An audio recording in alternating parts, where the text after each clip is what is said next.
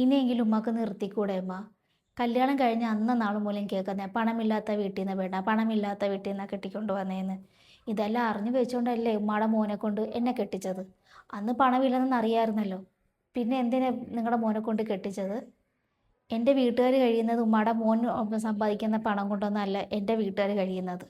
എൻ്റെ വാപ്പ അധ്വാനിച്ച് തന്നെയാണ് എൻ്റെ വീട്ടിലെ ആൾക്കാർ കഴിയുന്നത് തന്നെ. അല്ലാതെ ഉമ്മാടെ മോൻ അവിടെ കൊടുത്തിട്ടൊന്നുമല്ല. ഞാൻ സാധനങ്ങൾ മേടിക്കുന്നത് ഇവിടത്തേക്ക് വേണ്ടിയിട്ടാണ്. അത് എല്ലാ ദിവസവും മേടിക്കുകയല്ല, മാസത്തിലാണ് മേടിക്കുന്നത്. 2 മാസം ഇരിക്കലാണ് ഇവിടുത്തെ സാധനങ്ങൾ മേടിക്കുന്നത്. ഞാനും എൻ്റെ മക്കൾ മാത്രമല്ലേ ഉള്ളൂ. ഞാൻ ഇവിടെ നിന്ന് ഒരുപാട് തൂത്തടിച്ചൊന്നും കഴിയുന്നൊന്നുമില്ല.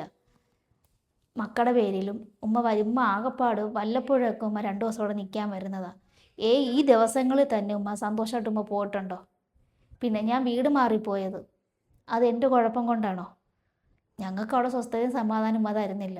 ഉമ്മയുടെ മോൻ എടുത്ത തീരുമാനമാണ്, അല്ലാതെ ഞാനല്ല ഉമ്മയുടെ മോനെ വിളിച്ചോണ്ട് ഇവിടെ വന്നത്.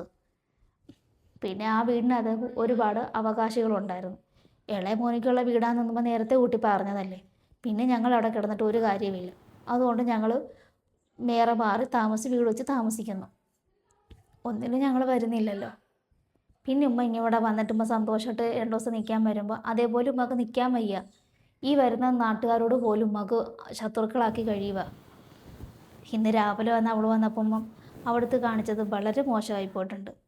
അത് ഞാനല്ല താന്നു പോകുന്നത്, ഉമ്മയാണ് അവിടെ താന്നു പോകുന്നത്.